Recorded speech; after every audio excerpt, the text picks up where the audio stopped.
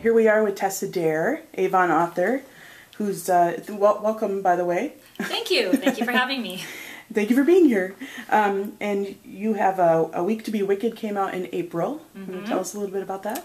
A Week to Be Wicked was the second book in my Spindle Cove series, and it featured a crazy, sexy, romantic road trip between a blue-stocking geologist and a charming rake and their crazy trip to Scotland. That book was a lot of fun. It did really well. I'm really been excited about it. Great.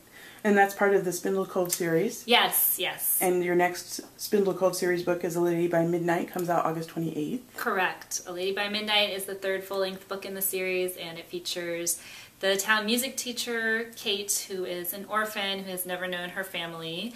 And one day these mysterious people show up trying to kind of claim her as part of their aristocratic family. And the guy in town that has always kept his distance from her and treated her, kept her at arm's length, suddenly steps forward with very protective and mysterious intentions in mind. That's Thorn. So there's a lot of mysteries in her past that get worked out. Okay.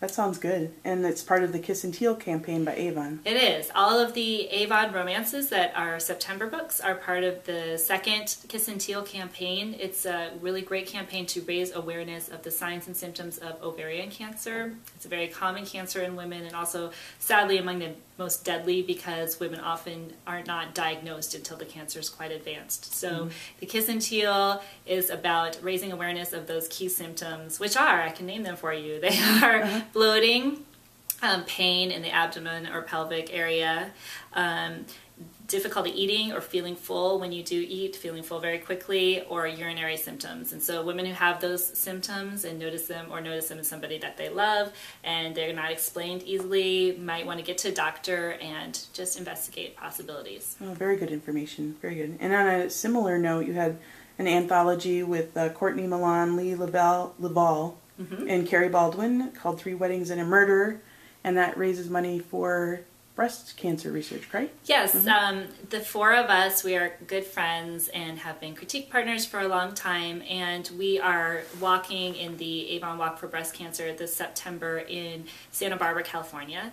And so to raise our fundraising commitment for the walk, we put together this special anthology with 4 all-new novellas that we each contributed and made it a digital book, and all of our profits from it are going towards the Avon Walk for Breast Cancer, so that money goes toward research and treatment programs and lots of important causes. And what's your story in that one? My story in that one is called The Scandalous, Dissolute, No Good Mr. Right.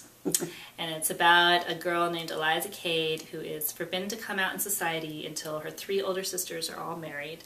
And she keeps hovering around the sides of the ballrooms and the parties, and as she does, she keeps running in over and over again to this Mr. Right who is just all kinds of wrong. And slowly, after over several events in their lives, they come to know each other and fall in love. Well, that sounds really good. It was fun to write. It sounds like it. Well, thank you. I appreciate you taking the time. I know it's really busy right now. And it's great. RWA is always a great conference, and it's wonderful talking with you. Thanks. Thanks, Tessa. Thank you.